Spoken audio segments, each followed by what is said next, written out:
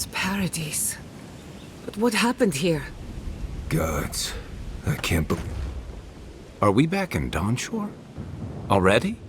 This is Sapadal's doing. I'm certain of it. No power in Aora could transport us so quickly, or so far. What happened to the living land started long ago, and we're going to finish it. Are you seeing this? I don't think Paradis looked like this when we left it. Looks like the war already started, and the giant roots are winning. Marius, vines don't usually get that big this quickly, do they? Based on their growth and size, I'd say we've been gone 2 or 3 weeks. Hey, at least you didn't let 6 years go by. Who knows if the garden affected time, or merely our perception of time, assuming there's even a difference. It's like how a body fights an infection. The fever gives you strange dreams that feel like an eternity. Look at this place. Feels like we're still in the dream. And not just us. Those are more your people's ships in the harbor, and steel garrote banners past the barricades. That can't be good.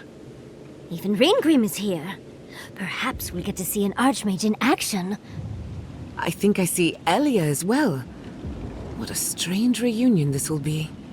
The Blessed Wardens are here too. That conflict we've been trying so hard to prevent started without us. Always better than the reverse. The Steel Garrote have been itching for a fight this whole time. This would have happened with or without us. Before we go, what happened back there with the Dream Scourge and Sapadal? I'm not sure. That's good, right? It's a relief that the Dream Scourge won't be a problem. I only hope we can say the same about Sapadal.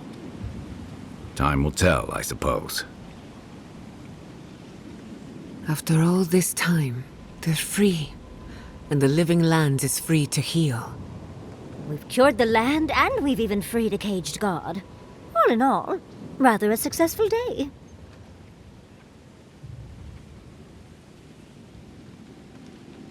Kid and God entwine. The flower shades the soil in which it grows. We should take a look. See if we can get ahead of whatever storm is brewing down there. People seem to be gathering west of here. Whatever's happening, let's be a part of it.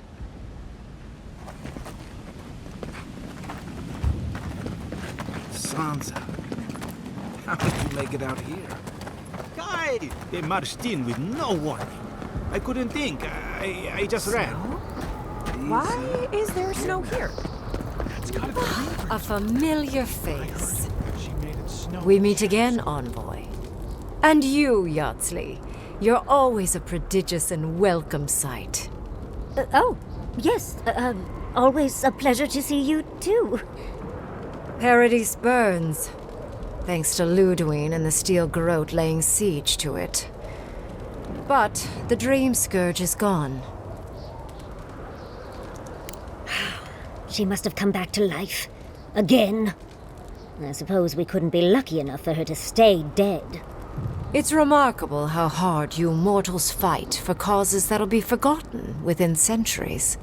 Still, I do think the world has been irrevocably, if minimally, changed by your actions. Perhaps. A new god being set loose on the world is certain to have consequences. Mostly, I'm curious about whether you think you've made the right choice. Ah, that mortal zeal. Always so fun. We will see if you're correct. I am interested in seeing the outcome of your story, Envoy. With luck, it won't end with you also on fire. Mortal comforts are so very adorable. All you desire are your base needs lavishly fulfilled. Goodbye, Envoy. And Yardsley, I do look forward to when all of this is done. I am eager to work with you. Oh, yes. We'll, discuss that later.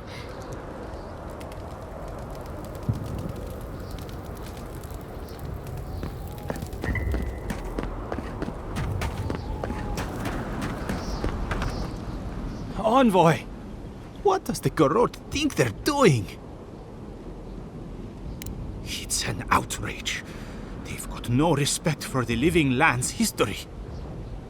They broke some glass, but the map is safe. They didn't think I was worth the trouble. Right now, that's a good thing. If you're looking for survivors, a few of us fled to the Balrog. How many? I'm not sure. I saw Sapiento. God, I hope they're not trapped in there. I am sorry I can't be more help. You always were a forgiving friend. We should move. Let's hope the Garrote hasn't made it to the Balrog yet. Envoy, wait! Before you go, I may have something for you. I took some supplies when I ran. If you think they'll help, they're yours. I'll even give you a discount. You know, for saving the city and everything.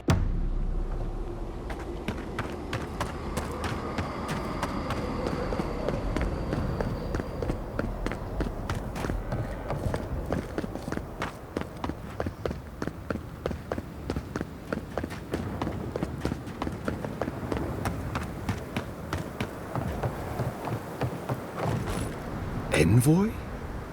Is it really you? Mihala told us you went into some place called the Garden to seek a god? When you didn't return, we took you for dead. What did you see there?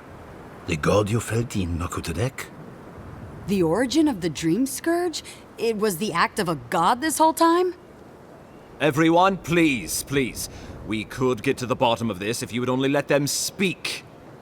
It's been weeks, Envoy. What happened?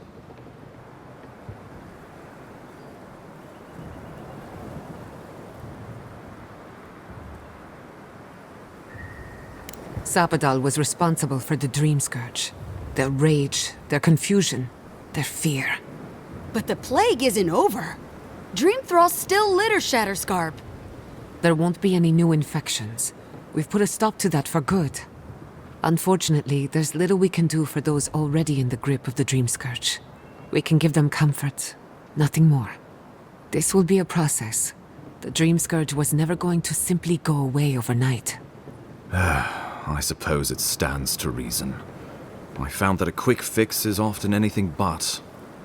What of this god, then? What does it mean that you freed them?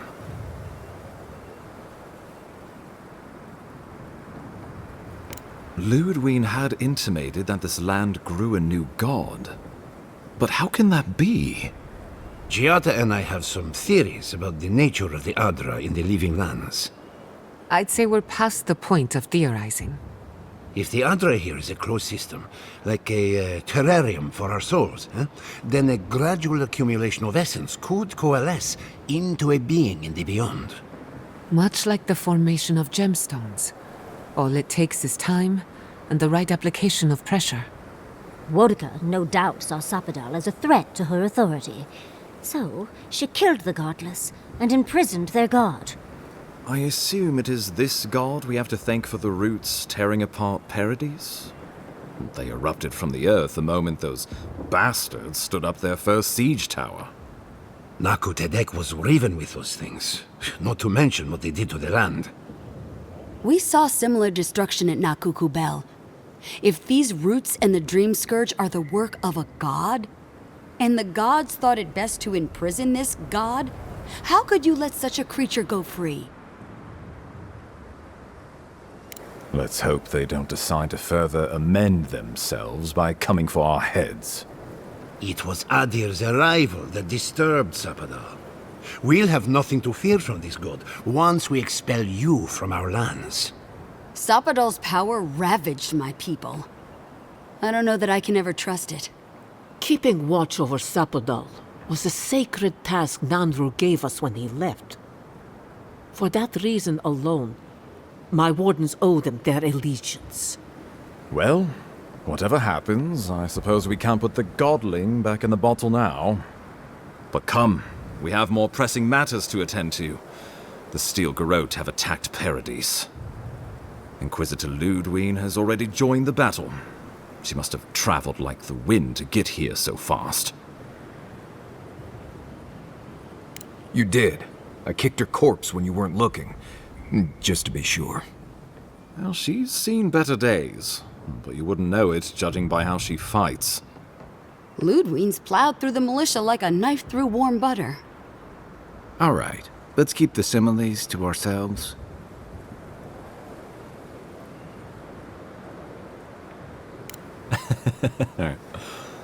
Oh, cheer up. You wouldn't be the first to make that mistake. Might not be the last either, depending on how things go. So long as her passion for Wodica lives, so too will her spirit. Then we destroy her faith, and the rest of her will follow. I have a theory about this. Let's talk at camp if you want to hear it. But I think we can kill her. Oh, good. That will be easy. It is not, I think, impossible. Well, you might not believe me, but I didn't want any of this to happen.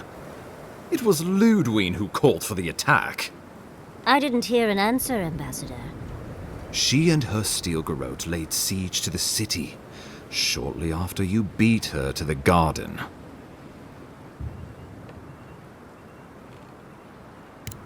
We've had no news from inside for several days. From what we can observe, southern Paradis is in pieces, and the remaining militia batters at the gates to no avail. Is there nothing our people can do? Given the state of our supply route after the Dream Scourge, and the Steel Garrote's destruction, we expect the people trapped inside will run short of fresh food and clean water in a matter of days. We brought as many Hail and Able from Thirdborn as would come. But after the Dream Scourge and our losses from Nakukubel, we could spare so few. I worry it won't be enough. Likewise, my wardens are still reeling from effects of the eruption. The keep was saved, but there is much to repair, particularly if we are to endure a siege. Most of my men remain at the keep. I can't risk them against the Steel Garrote for the sake of Paradis, not when we are so few. Well, that's been a point of debate. We can't agree on how to stand against the Steel Garrote, nor who should lead the effort. Nobody wants to risk their people at the front. So you let the Paradis militia go it alone? Even if our meager forces should make it inside. The siege won't end until Lودwin does. And none of you know how to kill her. Precisely. The lawful settlement of a new Adirian colony, supposedly. Or the establishment of a Wodican state. She could win with a godlike in her ranks. Your presence would serve as a powerful endorsement. I don't think peace is her concern. Remember, she has an obligation to Wodica, a solemn oath. And neither the Steel Garrote nor the Queen that was look kindly upon oathbreakers. Because a victory here would discourage resistance elsewhere. The better question is, why didn't you stop her? Excuse me? She's a 7-foot-tall skeleton powered by her devotion to the goddess of retribution. This isn't my fault. Sure. Just blame the dead woman. Very mature. Who else should I blame exactly? Our envoy, perhaps? For not stopping Lودوين in the tusks? You could start with blaming your own incompetence. Lودwin's the muscle. I'm merely the personality. What was I supposed to do? Frown her into submission? What good are you as a diplomat if you can't even keep your own beast under control? The Inquisitor was so convinced the Living Lands would unite against Adia that she's nearly made it true. One people, one law, one true God. That's Lودwin's vision for the Living Lands. Oh, I can't wait to see how you weasel out of this one. I know it will. We are leading by example, returning order and dignity to Paradis in the wake of the Clavager's death. We will do the same to the frontier, given the chance. Where was order and dignity when you burned Fior Messivernal? My administration had nothing to do with that, as I know you know. Adhere in rule and rule by the Steel Garrote would be markedly different beasts. Spoken like a fucking diplomat. Splitting hairs when it all comes from the same head. Order and dignity. That's what you think we're missing? Bastards! All of you! You will take it all, whether the chance is given to you or not. What passes between Lودوين and her men, or between Lودوين and the Emperor, for that matter, is not my affair. But if I had to guess, this was the alternative. Your empire is doing what it does best. Stamping out dissent until surrender is the only option. Your republics are hardly any different. Their intentions in the Deadfire were certainly not pure. As you say, we left the republics for a reason. Lودوين agrees. Our success would model the order and dignity of the Steel Garrote, for whatever that's worth. You can say what you want, but you're still trying to subjugate us. Oh, are we all supposed to spout patriotic Sokka now, or just these two? When I think dignity, I think of the people who attacked Fior Messiverno unprovoked. The Inquisitor answers only to Wodica. In attacking Paradis, she has dragged us all far beyond the bounds of the Emperor's desires. I've answered your questions. Now I would like you, all of you, to answer mine. Lودوين has sent a message to the Emperor informing him of her attack. He will send advisors and reinforcements swiftly in response. What will his representatives find when they arrive? A new colony? A budding grave room? Before you face Lودوين, you should know what you're fighting for. All of you must decide, together. But whatever you decide, understand, the days of the frontier are done. Adir will come. Indeed, we are already here. Well, don't leave me in suspense.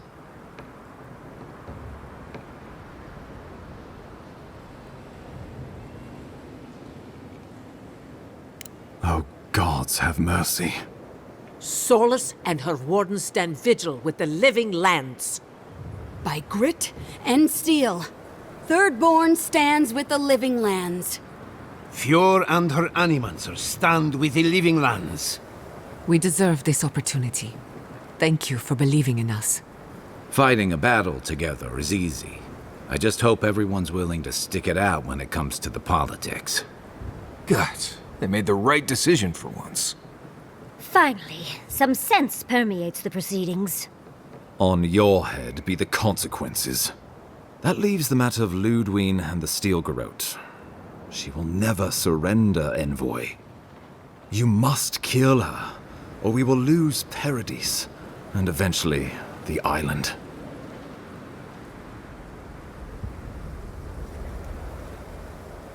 The living lands will never be free until we break the chain around our necks. Lودوين must die her final death. She better say her goodbyes while she can. I'm proud to fight at your side, Envoy. One last time. Let's get to work then. We've got a walking corpse to bury. The Paradis militia will be at your back. Give her no quarter. The future waits for you. Thank you for deserving it. Now, go and teach the Steel Garrote a lesson they will never forget. Show them that the living lands will not be broken across Vodika's knee. We will send reinforcements to help you reclaim the Eastern Gate. From there, work your way to the main plaza.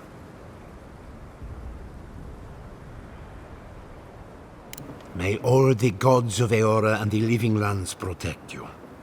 Let's take back the city together. Show the Steel Garrote how the living lands takes care of its own. So we're going after the Steel Garrote now, right? Let's do it. Let's go free a city, shall we?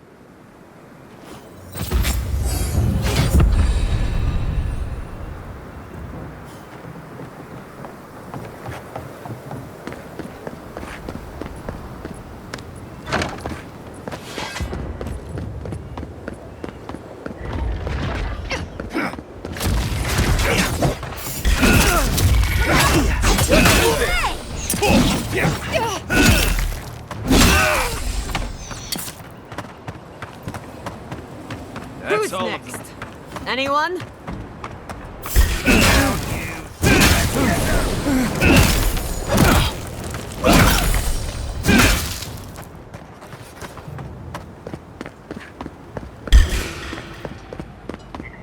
Stop!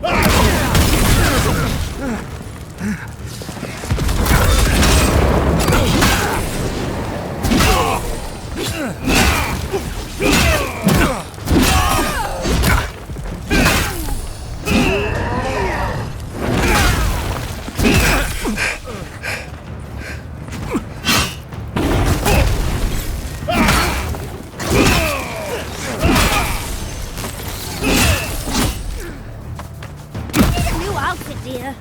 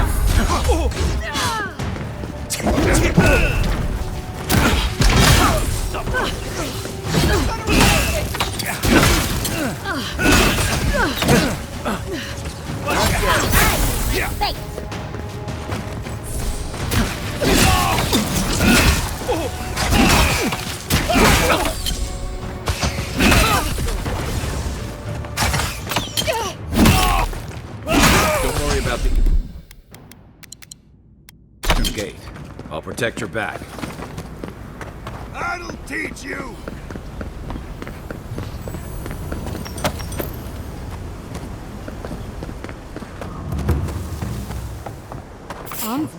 What are you...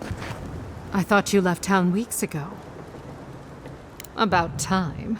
You're the only one Lودوين will listen to. I saw a few on my way here. I imagine they've been waiting for this to happen for a long time. Listen, one of the Garrote's units is scouting up ahead, maybe 5 strong. I wouldn't want to fight them if I were you. Take this key. It'll unlock the gate to the canals. You can thank the captain who forgot it. You shouldn't find much opposition down there. I wish someone had stood up to the Steel Garrote a long time ago. But, well, you're here now. That's what matters. Good luck.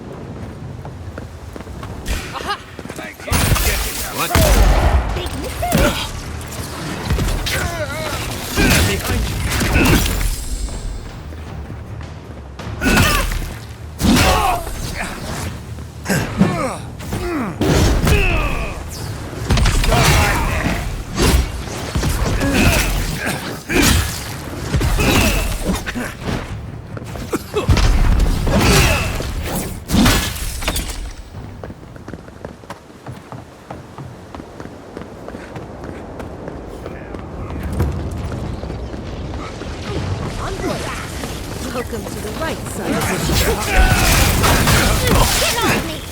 Here we go.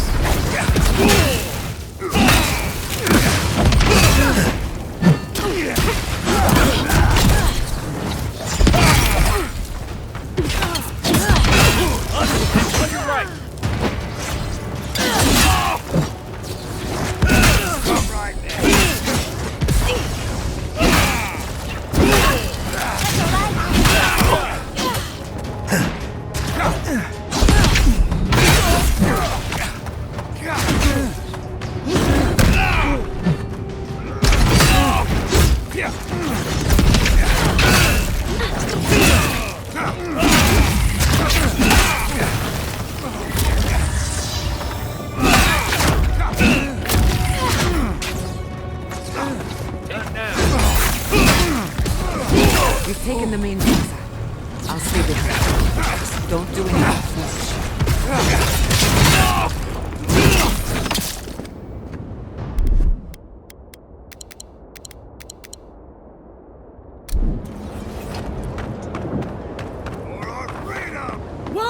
Demands your submission.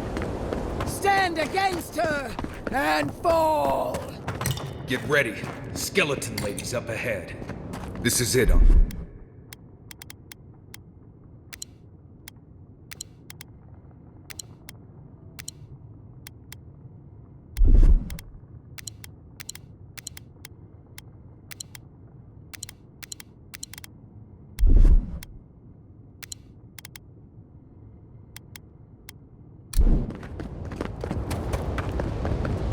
Let's make sure she stays dead this time. So, you survived the garden. Did you come all this way just to try your luck again? To kill me more efficiently than last time?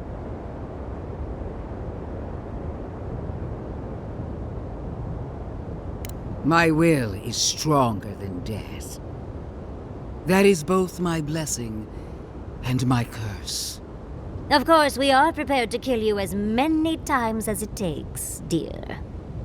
Death has no claim to me. Look around, Envoy.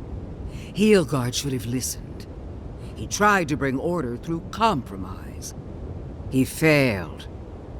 Order is meant to be imposed by a stern, guiding hand.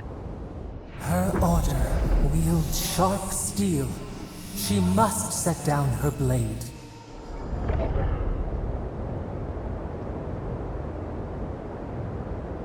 Gladly. Why prolong the inevitable? Farewell, Envoy. Famous last words. You won't be missed, Lودوين. Once I'm done killing you, your god of blood. We are every seed in the soil. We will always grow. Whoa! Queen among queens! Send me your aid! Right!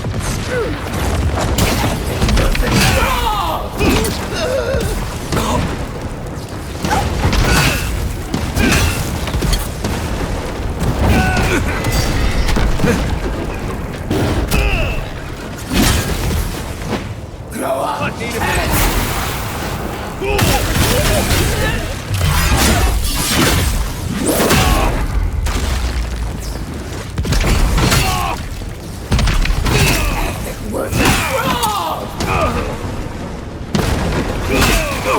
Again! Won't help me! One last time! Just wait.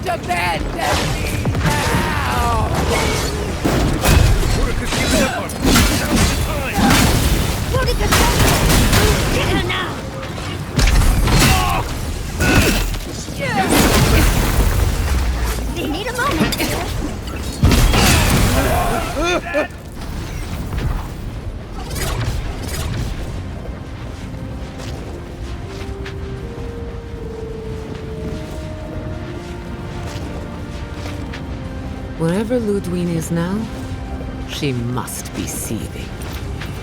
Of course, we'd be happy to kill her again, if needed. She's done for, but we're not. Whatever's next, we'll face it. Together. Guys, you're all gonna make me sick. But carry on. Unraveled at last. We no longer feel her wire against our flesh. We are free always.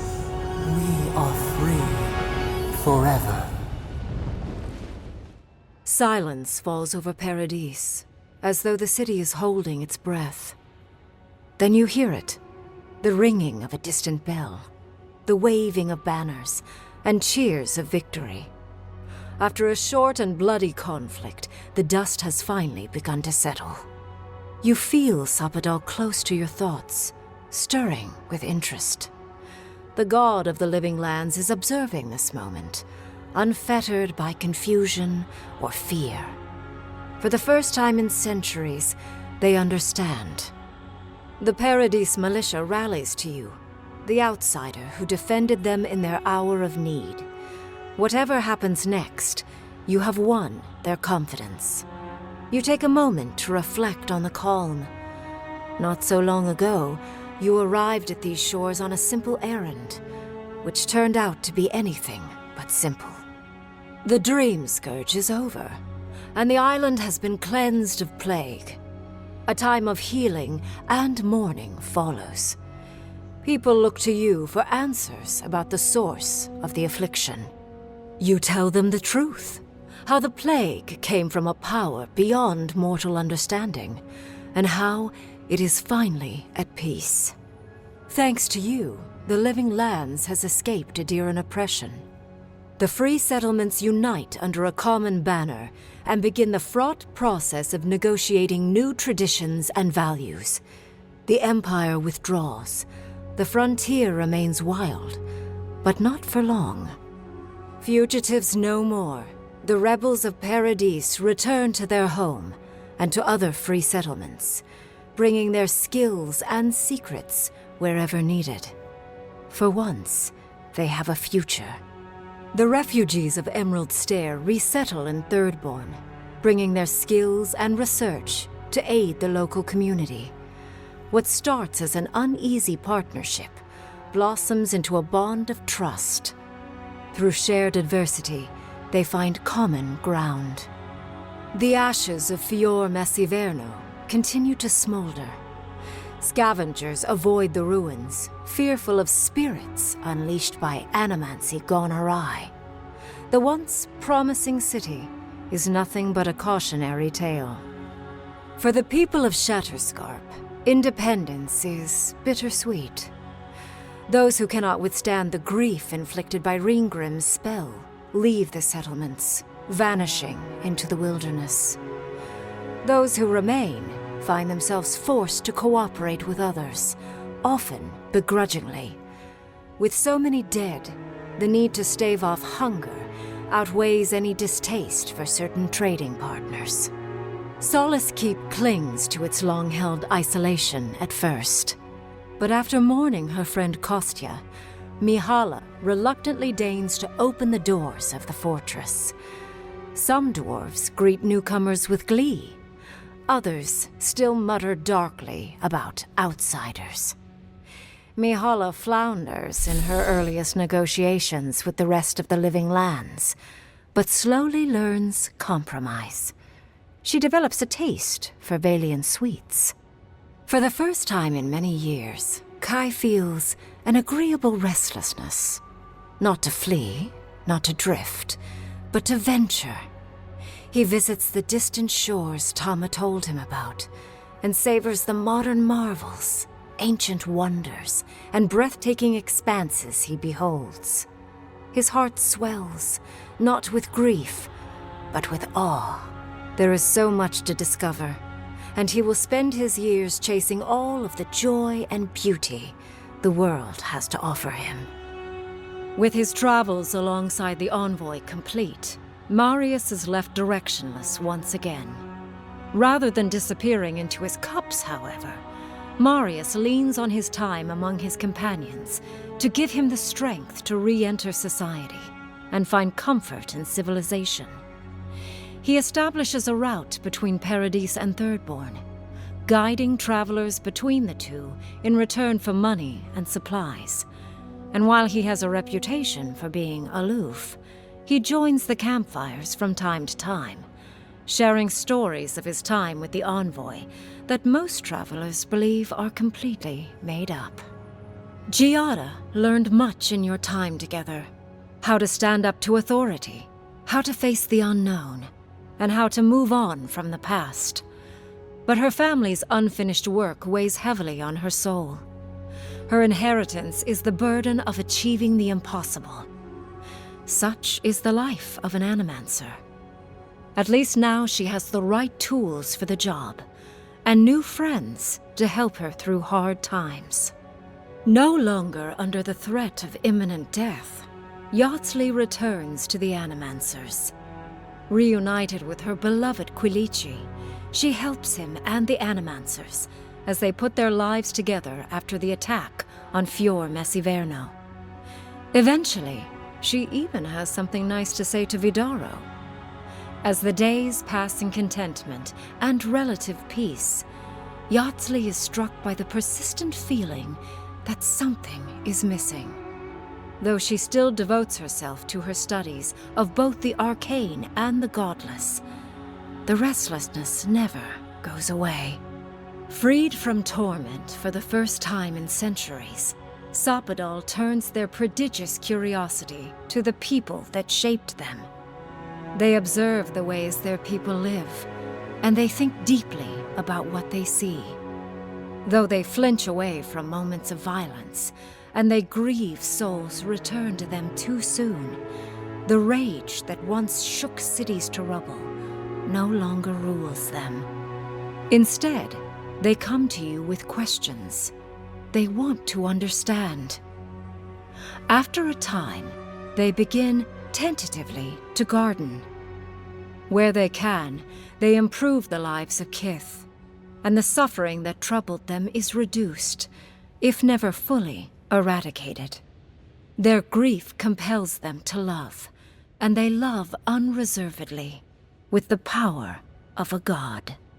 Sopadal pours a fragment of their power into the statue they claimed from the temple of Aethys. Newly embodied, they roam the living lands and learn to experience the world as Kith do. Their first attempts at locomotion are clumsy, and a stand of innocent trees is violently returned to the wheel. But as their confidence grows, so does their grace. Soon, they are bounding across the plains of eastern Dawnshore, leaping the river gorge in Emerald Stair, scaling the shark's teeth of Shatterscarp, and fearlessly wading into the Tusk's acid sea. When they break, they come to you to put them back together. And in time, they learn to fix themselves. They wander far afield. You see less of them, but they are never far from your thoughts. And on the rare occasion they return, they always bring you something beautiful and strange. The sounds of celebration pull you out of reverie. Many are waiting to greet you with open arms. You take a moment to catch your breath and savor it, because everything is about to change.